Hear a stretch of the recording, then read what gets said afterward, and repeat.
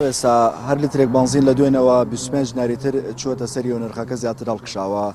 بەم پێیە لە ئێستادا نرخی هەر لیترێک بنزینی نۆرماڵ 650 دینارەوە، نرخی هەر لیترێک بنزینی محەسەن یا جۆری باش بە 700 دینارەوە، نرخی هەر لیترێک بنزینی سۆپەر کە ئەمایان کەمتر وڵاتیان بەکارهێنن 775 دینارە.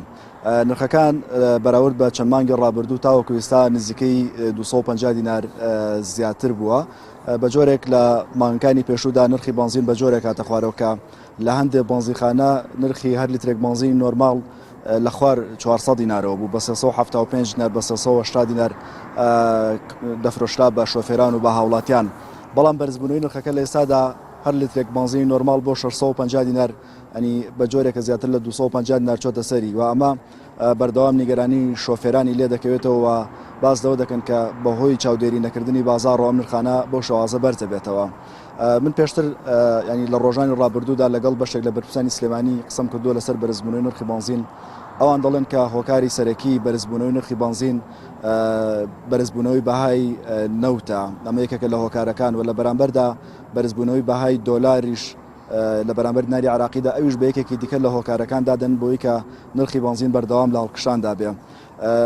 ئەوەی کە تێبینیە کرێ نرخەکە بە یەک جار جۆمپێکی گەورەی نەکرد، ینی لە 450 دینار و لە 400 دینارەوە بچێتە 650 و 700 دینار، بەڵکو بەرەبەرە نرخەکە زیاد کرا.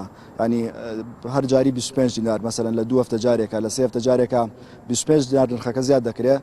بەشێک لە هاوڵاتیانیش دەڵێن ئەمە بۆیە کە ناڕەزایی هاوڵاتیانی بە شێوەیەکی بەربڵاو لێ نەکەوێتەوە، بەم جۆرە بێ کە 25 دینار سەرکەوێ، ینی هاوڵاتیان کەمتر تووشی گرفت دەبن و وەکاڵێ لەگەڵ نرخەکە ڕایەن، بۆیە بۆ شێوازە نرخەکان بەرزەکرێتەوە.